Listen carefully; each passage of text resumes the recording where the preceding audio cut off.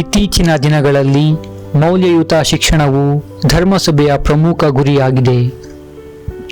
ಏಕೆಂದರೆ ಮೌಲ್ಯಯುತ ಶಿಕ್ಷಣ ಹಾಗೂ ತುಳಿತಕ್ಕೊಳಗಾದವರ ವಿಮೋಚನೆಯು ಪ್ರಭು ಯೇಸು ಕ್ರಿಸ್ತರು ನಮಗೆ ವಹಿಸಿಕೊಟ್ಟಿರುವ ರಚನಾತ್ಮಕ ಅಂಶವಾಗಿದೆ. ವೈಯಕ್ತಿಕ ಹಾಗೂ ಸಾಮಾಜಿಕ ನೈತಿಕತೆಗೆ ಅನುಗುಣವಾಗಿ ಪುರುಷರನ್ನು ಹಾಗೂ ಮಹಿಳೆಯರನ್ನು ನಿರ್ಮಿಸುವ ಕಲ್ಪನೆಯನ್ನು ಲೊಯೋಲಾದ ಸಂತ ಇಗ್ನಾಸಿಯವರು ತಮ್ಮ ಜೀವನದುದ್ದಕ್ಕೂ ನಮಗೆ ಉದಾಹರಣೆಯಾಗಿ ನೀಡಿದ್ದಾರೆ. ಇಂದಿನ ಶಿಕ್ಷಣದ ಪ್ರಮುಖ ಉದ್ದೇಶವೂ ಇದೇ ಆಗಿದೆ. ಕೇವಲ ತಮಗಾಗಿ ಬಾಳಿದರೆ ಸಾಲದು, ಬದಲಾಗಿ ನಮಗಾಗಿ ತಮ್ಮ ಪ್ರಾಣವನ್ನು ತ್ಯಾಗ ಮಾಡಿದ ಪ್ರಭು ಕ್ರಿಸ್ತರಿಗಾಗಿ ಬದುಕಲು ಹಾಗೂ ಅವರಂತೆಯೇ ಇತರರಿಗಾಗಿ ಬದುಕಲು ಪ್ರಯತ್ನಿಸೋಣ.